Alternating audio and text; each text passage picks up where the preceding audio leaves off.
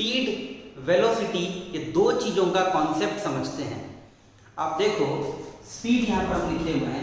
पहले स्पीड क्या है, अभी इसके पहले आपको मैं बता भी रहा था कि स्पीड जो है हमारा rate of change of position है, यानी हम अपना पोजीशन कितना जल्दी जल्दी करते हैं यही बताता है हमारे स्पीड को। जितना हम जल्दी जल्दी अपना पोजीशन चेंज करेंगे हम कह सकते हैं कि हम उतना ही फास्ट हैं, और जितना हम धीरे धीरे अपना पोजीशन चेंज करेंगे उसको कहेंगे हम उतना ही स्लो हैं, और अपना पोजीशन ही नहीं चेंज करेंगे तो हम कहेंगे हम क्या हैं, रेस्ट पे। मीन्स दो केस देखते हैं। पहले मान लो इस ए पॉइंट से कोई वॉक करना शुरू किया, पहले सेकंड जब उसने ट्रैवल किया तो वो 2 मीटर चला और पहुंच गया बी पॉइंट पे। इसके बाद एक और है ऑब्जेक्ट, एक और इसने 2 मीटर चला और फिर जो है 1 सेकंड इसको लगा फिर से, और फिर अगला 2 मीटर चला और उसमें भी 1 सेकंड लगा, ये सी से जब डी पहुंचा। ये है फर्स्ट केस। दूसरे केस में अगर हम देखें तो ए से कोई पर्सन अपनी जर्नी शुरू किया, पहले सेकंड में उसने 4 मीटर ट्रेवल किया,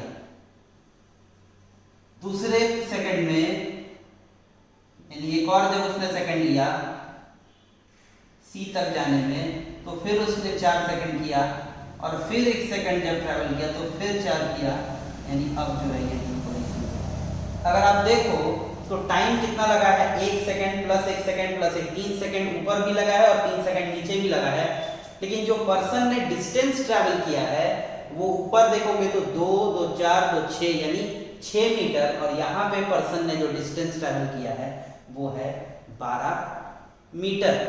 तो आप देखो कि टाइम, देखो टाइम सेम है लेकिन जो पोजीशन है वो सेकंड केस में वो ज्यादा चेंज हुआ है। हम कह सकते हैं कि इस पर्सन ने ज्यादा तेजी से अपना पोजीशन चेंज किया है और इसीलिए इसका स्पीड क्या है,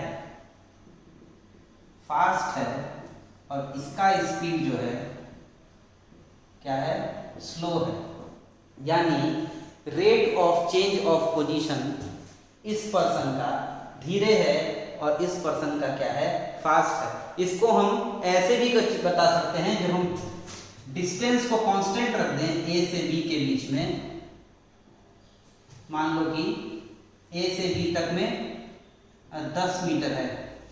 पहला पर्सन यहां से ट्रैवल करता है x मान लो, और वो स्टार्ट करता है और वो ए से बी पहुंचने में 2 सेकंड लगाता है। ये पर्सन लगाता है 2 सेकंड ए से बी पहुंचने में। वहीं y पर्सन जो है वो 4 सेकंड लगाता है ए से बी पहुंचने में। आपको समझ में आ रहा होगा कि ये 10 मीटर चलने में x 2 सेकंड लगा रहा है, यानी हर सेकंड अगर आपसे पूछा जाए पर सेकंड में कितना इसने ट्रैवल किया है तो आप निकाल सकते हो कि अगर 2 सेकंड में 10 मीटर तो 1 सेकंड में 5 मीटर। इसके लिए अगर आप देखोगे तो 4 सेकंड में 10 यानी 2 सेकंड में 5 और 1 सेकंड में 2.5 मीटर। तो एक आप देख रहे हो 1 सेकंड में 5 मीटर चल रहा है और दूसरा 1 सेकंड में 2.5 मीटर ही चल रहा है। तो अगर आपसे कोई पूछे कि पर सेकंड कितना ट्रैवल कर रहा है तो ये 5 मीटर पर सेकंड और ये 2.5 मीटर पर सेकंड। यही तो होता है स्पीड, इसी को बोलते हैं रेट। कि क्या दर है, दर जब निकलता है तो हम पर सेकंड, पर पैसा, पर रुपया ऐसे निकालते हैं। तो यहाँ पर सेकंड का जो इकाई यानी टाइम का जो इकाई है सेकंड, उसके हिसाब से टाइम का इकाई आपको बताया था एमके सिस्टम चलता है, तो टाइम का इकाई सेकंड है। तो इकाई समय में यानी यूनिट टाइम में कितना डिस्टेंस चला वही बताएगा हमारा स्पीड। तो अगर आपसे कोई पूछे स्पीड का फॉर्मूला क्या है तो वो है डिस्टेंस बाय टाइम, यानी कह सकते हैं speed is nothing but distance पर सेकेंड।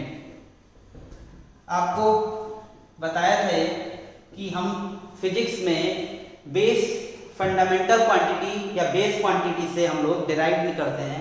तो बेस है, आपको बताए थे, length, time, mass.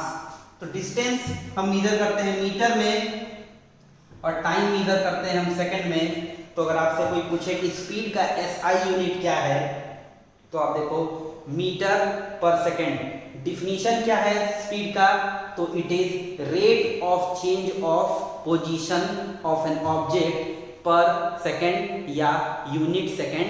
And it speed is something that tells you how fast an object is और how slow an object is. यानी कंपैरिजन में आप कर सकते हो कि दो ऑब्जेक्ट के बीच में बता सकते हो कि कौन कितना तेज है, कौन कितना स्लो है। तो यहाँ देखोगे कहीं भी डायरेक्शन का कॉन्सेप्ट नहीं आया है। तो अगर स्पीड में डायरेक्शन का कॉन्सेप्ट नहीं आ रहा है, इसका मतलब है कि स्पीड एक स्केलर क्वांटिटी है। तो ये आप याद रखोगे कि स्पीड एक स्केलर क्वांटिटी है, यानी आराम से बिना कुछ किए हम जोड़ सकते हैं। आपको वेक्टर में बताए थे कि हम जैसे 2 मीटर और 2 मीटर स्केलर है तो 4 मीटर हो जाएगा। 2 मीटर पर सेकंड है, इसमें हम 2 मीटर पर सेकंड जोड़ दें तो हमको पता है ये 4 मीटर पर सेकंड हो जाएगा। लेकिन हम वेक्टर में 2 मीटर पर सेकंड ईस्ट और 2 मीटर पर सेकंड वेस्ट हम ऐसे नहीं जोड़ सकते हैं जैसे नॉर्मल मैथमेटिक्स में हम जोड़ते हैं। यानी इसमें मैथमेटिकल जो कॉन्सेप्ट है, law of addition, law of subtraction, ये सब नहीं लगेगा इसमें लगेगा, इसमें लॉ ऑफ एडिशन ये सब लगेगा और इसमें लॉ ऑफ एडिशन वगैरह नहीं लगेगा, जो मैथमेटिकल बेसिक लॉ होता है। अभी हम देखते हैं कि एवरेज स्पीड क्या होता है। एवरेज स्पीड, अब आप एक केस देखो, आपको ग्राफ से समझाने की कोशिश करते हैं। ग्राफ है हमारा वही डिस्प्लेसमेंट टाइम ग्राफ। कोई बॉडी का हम यहां पर ग्राफ प्लॉट कर रहे हैं, उसके पोजीशन चेंज होने का। ये इसका पहला सेकंड, फिर दूसरा सेकंड, फिर तीसरा सेकंड, चौथा सेकंड और पांचवा सेकंड मान लो है। तो पहले सेकंड मान लो उसमें 2 मीटर, ये हमारा ग्राफ प्लॉट हो गया जिसमें हम बता सकते हैं। तो कोई ऑब्जेक्ट है, मान लो पहले सेकंड 2 मीटर चलता है, दूसरे सेकंड वो 3 मीटर चलता है, यानी तीसरे मीटर पे है, ठीक है, 4 और 2 के बीच में है। तीसरे सेकंड वो 6 मीटर पे आ जाता है, चौथे सेकंड वो आप देखो मान लो 10 मीटर पे आ गया। ये इसने ऐसा अपना पोजीशन चेंज किया है। अब देखो पहला जो सेकंड था इसमें 2 मीटर चला, यानी 2 मीटर पर सेकंड इसका स्पीड कह सकते हैं, क्योंकि 1 सेकंड का निकाला जाता है तो कह सकते हैं 2 मीटर 1 सेकंड के लिए। यहां आप देखोगे अगला जो सेकंड था, यानी नेक्स्ट सेकंड के लिए 2 से कहां पहुंचा 3, यानी यहाँ पे 3 पे आया है, यानी अगले 1 सेकंड में इसने सिर्फ 1 ही मीटर ट्रेवल किया है। तो अभी 2 यहाँ से 1 से लेकर 2 में इसका कह सकते हो स्पीड 1 मीटर पर सेकंड है। फिर जब 2 से 3 गया तो आप 3 से देखो कहां पहुंच गया 6, यानी अगले सेकंड 3 मीटर चला, यानी अगले सेकंड के लिए इसका 3 मीटर इसका डिस्टेंस जो है इसने ट्रेवल किया। और अगले सेकंड अब देखो 4 पर जब जाता है तो ये कहां पहुंच गया 10, यानी 6 से 4 मीटर ये ट्रेवल किया है। ये हम बता रहे हैं इसलिए क्योंकि जैसे हम मान लो कि जनरली कार से, बस से या पैदल भी चलकर जाते हैं तो हम एक ही स्पीड के साथ नहीं जाते हैं। जैसे मान लो ट्रेन यहाँ से चलती है और किसी स्टेशन पे जाती है 500 किलोमीटर दूर चलती, तो उसके बीच में कई सारे स्टेशन आते हैं जहाँ वो रुकती है, खड़ी होती है, धीमे होती है, तेज होती है, कई बार होता है। लेकिन हम ट्रेन जब हम देखते क्या है कि स्टार्ट कब हुई थी किसी स्टेशन से और डेस्टिनेशन पे पहुंची है कितने, तो हम इग्नोर करते हैं। मान लो यहाँ से दिल्ली का डिस्टेंस है 900 किलोमीटर और कि कोई सुबह अगर मान लो 6 बजे निकला 6 AM पे और दिल्ली पहुंचने में उसको रात का 9 बज गया, ठीक है।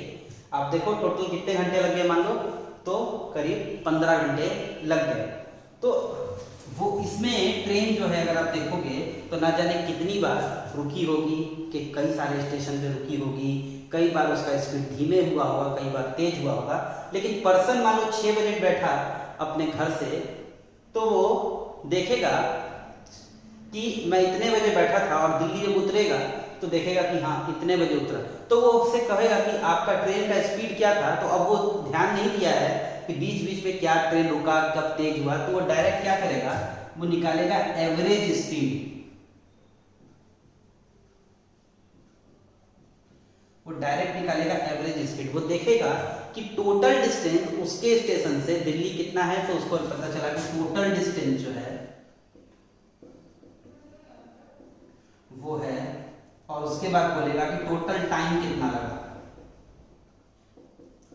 तो उसको लगा कि उसको पता है 900 किलोमीटर टोटल डिस्टेंस है, और जो टोटल टाइम लगा वो मैंने 15 घंटे लगे। इसको हम अगर कैलकुलेट करें तो ये आता है 60 किलोमीटर पर आवर। तो ये 60 किलोमीटर पर आवर है, लेकिन हो सकता है कई बार 100 के स्पीड से, हो सकता है 120 के स्पीड से भी चली हो। यही चीज आपको यहाँ पे समझाने की कोशिश कर रहे हैं। कोई ऑब्जर्व करता है इसको, तो कई बार देखो तो स्पीड चेंज हुआ है, लेकिन अगर आपसे पूछा जाए कि टोटल इसका एवरेज स्पीड क्या है, तो वो एवरेज स्पीड निकालने के लिए हम क्या करेंगे, टोटल डिस्टेंस और टोटल टाइम लेंगे। तो मेरा पहला जो है इसको x1 मान रहे हैं, इसको जो है हम x2 मान रहे हैं, ये जो है इसको हम x3 मान रहे हैं, और इसको हम जो है x4 मान रहे हैं। इसको हम t1 मानते हैं, इसको t2 मानते हैं, इसको t3 और इसको t4 मानते हैं। टाइम तो ऐसे बराबर लिए हैं, टाइम बराबर हो नहीं भी हो सकता है। तो x1 plus x2 plus x3 plus x4 सारे डिस्टेंस को हम मेजर किए, सब ये सम किए, और अब t1 plus t2 plus t3 plus t4, यानी x1 है हमारा 2 मीटर, x2 जो है वो है 1 मीटर, x3 जो है हमारा वो है 3 से 6 यानी 3 मीटर, और ये जो है हमारा नेक्स्ट वो है 4 मीटर। टाइम तो ठीक है और 1 ही सेकंड है, तो टाइम तो टोटल 1 प्लस 1 प्लस 1 प्लस 1 है। तो आप देखोगे टोटल हुआ 3, 6 और ये 10, ऑब्वियस है 10 हम लोगों ने लिया था, तो 10 मीटर, और जो टाइम लगा हुआ है 4 सेकेंड। तो आप देखोगे कह सकते हो 2.5 मीटर पर सेकेंड, ये इसका एवरेज स्पीड है। लेकिन आप देखोगे कई बार जो है वो स्पीड ज्यादा भी रहा है इस एवरेज से, और कई बार कम, जैसे यहाँ पे 2 है, यहाँ पे 1 रहा है, यहाँ पे 3 रहा है, और यहाँ पे 4 रहा है। तो आप देखो कई बार, और ये एक एवरेज वैल्यू है, कई बार इससे स्पीड कम या कम से ज्यादा रहा है, इसी को बोलते हैं एवरेज स्पीड। इसको हम v बार से फिर डिनोट करते हैं, और स्पीड को इसके पहले जो बताए थे उसको v से डिनोट करते हैं। अब हम लोग देखेंगे वेलोसिटी। अब हम लोग देख रहे हैं कि वेलोसिटी क्या होता है। आपको मैंने स्पीड बताया, स्पीड में बताया कि rate of change of position होता है, ये तो था स्पीड। लेकिन वेलोसिटी क्या है आप देखोगे तो ज्यादा डिफरेंस नहीं लगता है। अगर हम बोलचाल की भाषा में बोलें तो ज्यादा हमको अंतर नहीं समझ में आता है स्पीड में और वेलोसिटी में। लेकिन फिजिक्स में स्पीड और वेलोसिटी में डिफरेंस क्या है इसको जरा समझो। स्पीड में हम कहीं डायरेक्शन का सेंस नहीं लाते हैं कि 2 मीटर पर सेकेंड ईस्ट, लेकिन वेलोसिटी जो है it is rate of change of position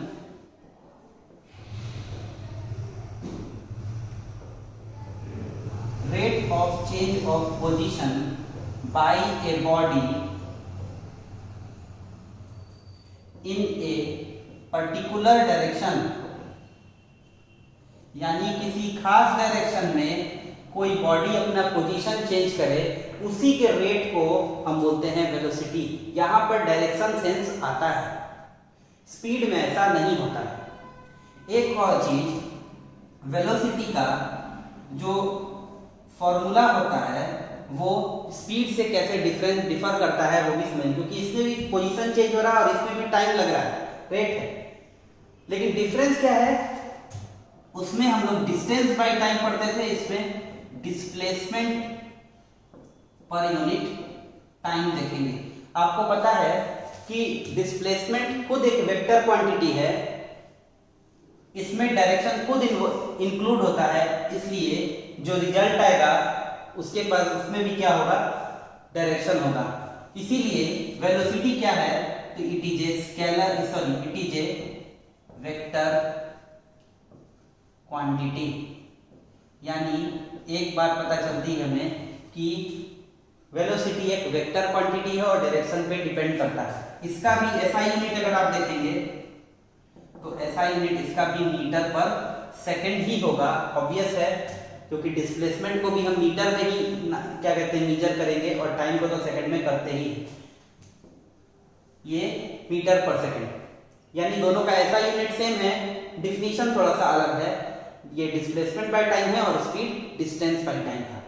एक और चीज यहां से समझ में आता है कि अगर आपसे कोई कहा कि स्पीड चेंज करो, मान लो आप जा रहे हो कार से और आप ड्राइव कर रहे हो और आपसे कोई कहता है स्पीड चेंज करो, तो स्पीड चेंज करने में आप क्या करोगे, एक्सेलरेटर दबाओगे और मान लो अगर आप 60 किलोमीटर पर घंटे की रफ्तार से जा रहे हो तो आप एक्सेलरेट करके 80 के यानी अपना स्पीड आप चेंज करोगे। यानी आप देखिए कि एक्सेलरेशन का मतलब क्या होता है, स्पीड का चेंज करना, जो अभी हम बताने वाले हैं।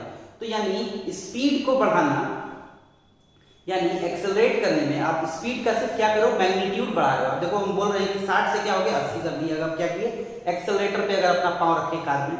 लेकिन वेलोसिटी चेंज करना एक अलग बात है। जैसे अगर आपसे कोई कहता है change in speed can be done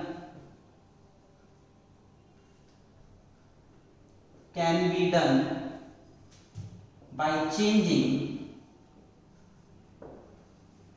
only its magnitude, ये वर्थ नोटिंग है ये बात। यानी अगर आपसे कोई कहता है स्पीड चेंज करने को, तो आप उसका सिर्फ मैग्नीट्यूड चेंज करके ही कर सकते हो। अगर कोई 60 किलोमीटर प्रति घंटा के स्पीड से कोई ऑब्जेक्ट चल रहा है तो आप इसमें 20 किलोमीटर पर आवर आप अगर अपने इंक्रीज कर दिया तो ये अब हो गया 80 किलोमीटर पर आवर। आपने इसको चेंज कर दिया इसका वेलोसिटी, ये स्पीड। लेकिन वेलोसिटी में आप दूसरा केस देखोगे, वेलोसिटी यानी चेंज इन वेलोसिटी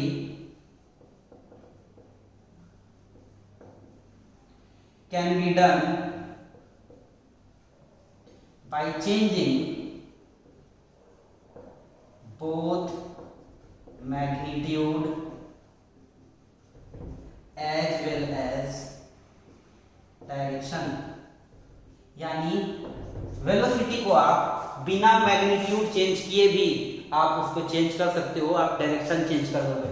यानी अगर आपसे कोई कहता है 20 मीटर पर सेकंड ईस्ट से आप 20 मीटर पर सेकंड वेस्ट जाओ, तो क्या ये एक ही वेलोसिटी है? बिल्कुल नहीं, ये बिल्कुल अलग अलग वेलोसिटी है। ये 20 मीटर पर सेकंड ईस्ट है और ये 20 मीटर पर सेकंड वेस्ट है। दोनों अलग अलग वेलोसिटी है क्योंकि इसमें डायरेक्शन चेंज हो गया है। एक्चुअली में 3 तरह से कर सकते हैं, मैग्नीट्यूड चेंज कर दें, मैग्नीट्यूड सेम रख के डायरेक्शन चेंज कर दें, या दोनों चेंज कर दें, मैग्नीट्यूड भी चेंज कर दें और डायरेक्शन भी चेंज कर दें। 3 तरह से कर सकते हैं वेलोसिटी चेंज। लेकिन स्पीड चेंज करने के लिए हमको सिर्फ और सिर्फ क्या चेंज करना पड़ेगा, तो उसका मैग्नीट्यूड ही चेंज किया जा सकता है। तो यहां से अब हमारा 2 टॉपिक और पढ़ना है, वो है यूनिफॉर्म स्पीड और non uniform speed. Non uniform speed is actually accelerated motion.